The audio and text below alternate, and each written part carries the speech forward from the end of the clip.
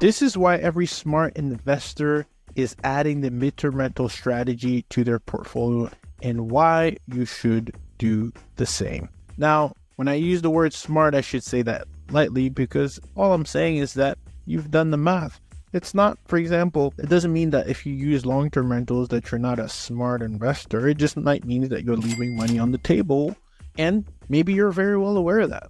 If you're watching this video, I want you to be aware of why the midterm rental strategy is one that could mean if you're not doing it, you could be leaving even more money on the table. And if you're in the business to be in profit, then you may want to have a listen to this. All right. So why are midterm rentals being added to strategically to the portfolio of savvy investors? Well, here you go. Number one is that there isn't enough of the same kind of inventory that is needed in the marketplace. When we think of midterm rentals, there is a sweet spot we typically go for, and not all midterm rentals are created equal. So let me level set for a second. Midterm rentals, there's a lot of 2 bedrooms, 1 bedrooms, also typically found on Furnished Finder. However, the midterm rentals that get the most growth are typically the ones that have anywhere from 4 to 5 bedrooms, if not more, to be able to cater to larger families, not just individual travel nurses, but larger families who are looking for a larger home to relocate with. And the hotel and the small 2-1s and the condos are just not an ideal situation for them. And for that reason, because there is less of this inventory available in the marketplace with respect to supply and demand, you can look across the country, there's less larger homes than these 3-bedroom, 2 bedrooms, 1 homes. Therefore, now you already get a premium in the marketplace when it comes to being able to cater to larger. Keep in mind the fundamentals of larger homes when it comes to even short-term rentals, so that's 30 days or less, will mean that typically it's a larger family, larger size, maybe multiple families like baseball teams, traveling. I know I used to travel a lot as a basketball player. We used to have tournaments, and while we did stay in hotels, sometimes any team that's having a tournament, like a soccer team or etc., may benefit from booking a larger home. Now, keep in mind, it's not on one person's bill. They're pooling money together. And for that reason, you can have an asset where money has been pooled together, where you can get booked a premium from anywhere from $1,000 a night to $2,000 a night. It's not unreasonable because you might have 6 or 8 different people that can fit into the home, even 10 to 12, with being able to be paired in a room with bunk beds, twin beds, queen's bed, kings, and you should always have a king on site for a large home. But these are products that can generate more revenue overall, period, because of the size of the people you can host.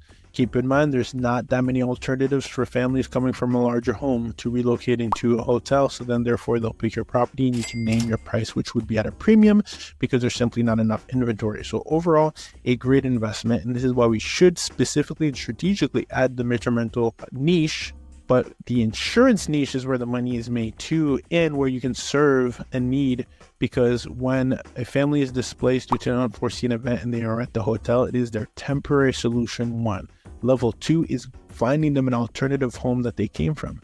And I always say the family of 5 with 2 dogs is going to need a bigger and better alternative than a 2-bedroom suite hotel, even if that at all. Right, is even an availability and possibility. And keep in mind that any hotel of that size would actually cost the insurance company more of a premium. So it's not only a better product for the family, but it's also more cost efficient for the insurance company that's paying or footing the bill of relocating that family. So number 1, great asset type. And number 2, the asset type has less inventory in a marketplace across the board. There's not as much inventory when it comes to larger homes. Number 3, a little caveat to this is if you have a larger home that has separate entrances, we love having basement entrances, second entrances, etc.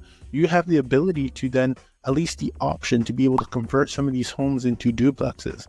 There's a lot of homes that we buy anywhere from 4.3s that have 2 entrances, 2 kitchens, etc. that allow us to then be able to convert down the street, down the road, I should say, into a duplex should you no longer want to do this model. It gives you flexibility, opportunity, freedom. Isn't that what we all are doing this for?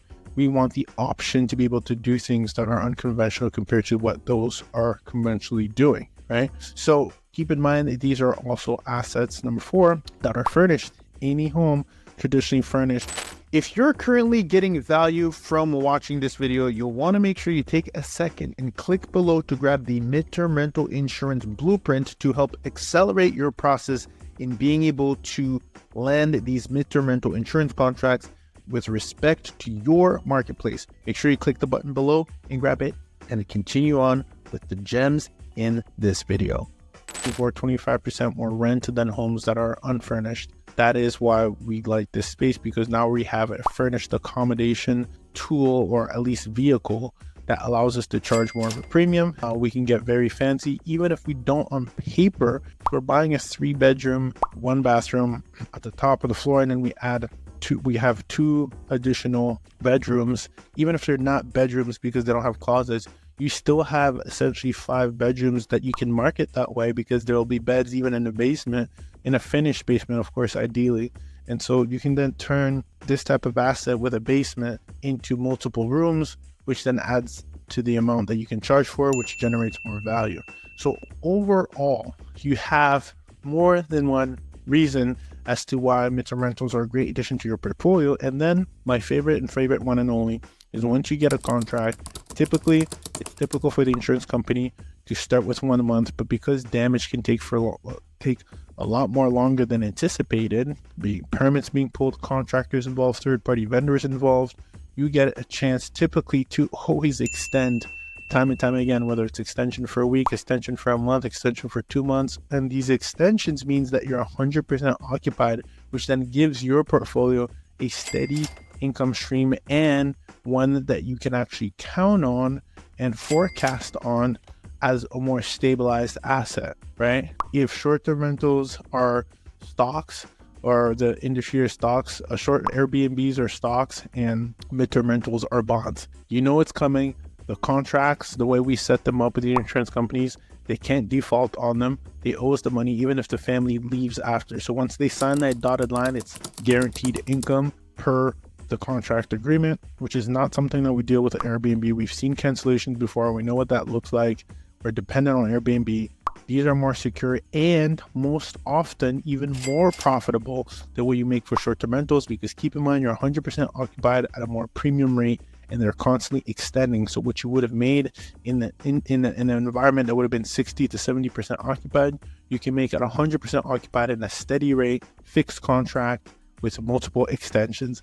And that is why any savvy investor who understands the power of having consistent income coming in at a premium based on contracts that are controlled, where you're getting the money directly or not dependent on a third party, you now understand the value that this has in being in the space that allows you to have that. So if you got value from this video, make sure you check out my next video called How to Scale Your Real Estate Portfolio with the Midterm Rental Insurance Strategy.